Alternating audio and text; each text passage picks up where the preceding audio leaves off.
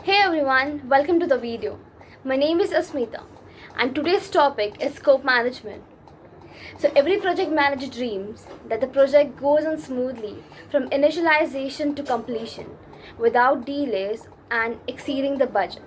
But that rarely happens in reality.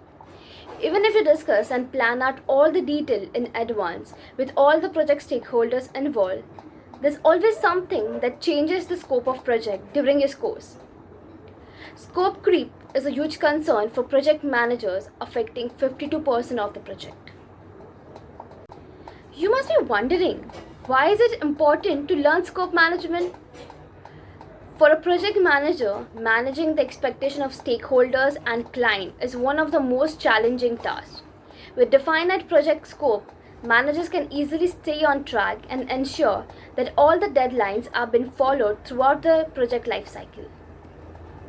A well-defined project scope management helps avoid common mistakes like constantly changing requirement, pivoting the project direction when you are already midway, realizing that the outcome isn't what was accepted, going over the discussed budget, falling behind the project deadlines. Effective smoke management can help to avoid some of this issue by clearly defining and communicating the scope to all the parties involved in the project.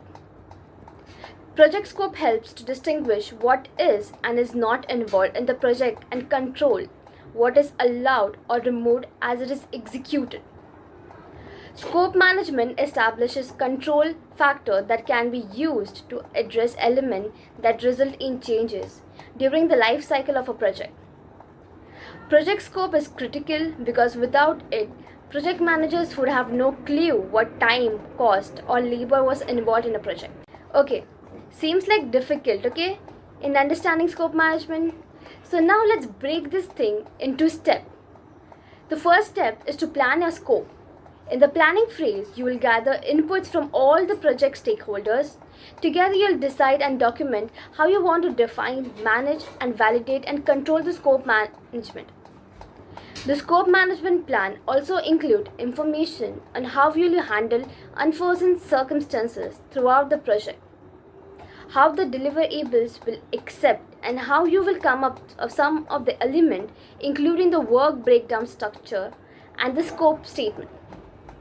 The second step is to collect the requirement. This step will establish what needs to accomplish during the project. You will need to collect and requirement of the stakeholders, which may include the client, senior management, investors, government, neighbors, or nearby landowners. You will determine the project timelines, allocation of resources, and set the goal of the project. There are 5 categories of project requirements: business requirement, stakeholder requirement, product requirement, transaction requirement, quality requirement. Now let's understand the third step, which is to define your scope. Once you know what you're going to write in your project scope and understand what deliverables are accepted, you are ready to clearly define exactly what is in the scope and what is the out of scope of the project. A project scope statement will serve as a guide throughout the project. Team members should be able to refer to it and easily be reminded of what is and is not involved in the specific job. It may seem odd to list what is involved in the project, but it is a crucial step. Don't get stressed out. For better understanding, let's have an example. If you are given a presentation, the first step is about planning the presentation, about what kind of content will be added and what not, and get the reviews from the teammates. Processing slowly, right? Don't worry, by the end of this video, you will fully understand the concept of scope management. The fourth step is an important step, which is to create a work breakdown structure. Based on the project scope statement and the document created during the requirement collection, you'll want to build a work breakdown structure, which is essentially the entire project breakdown into smaller individual tasks. Deliverables are clearly defined, providing the project manager and the team with several more manageable units of the work. A streamlined operation system of record makes creating WPS simple. The fifth step is to validate your scope.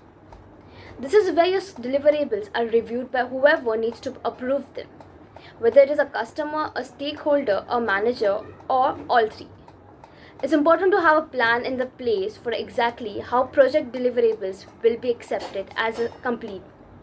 At the end of this process, you will accept deliverables change request or project document updates. Okay, now let's have a quick question for you. How could you implement scope management for simple tasks in your life? For example, you want to create a website of your choice, and is it up to you to break it down to different stages to explain it to your team? How could you go? Don't forget to comment your answers below. So, we are on the last step, to control your scope. A project status must be monitored from start to finish to ensure that it's been executed according to your project scope management plan. You never know when the scope may need to change or a customer may add a new requirement. To prevent scope creep, project managers should compare performance report with the project requirement. Using Workfront, any gap will be easy to spot and change them quickly and getting the project back on track. Scope in project management plays a vital role in development process to understand project requirements and work on them. Thanks for watching this video. We'll be back with a new video very soon. Till then, keep learning.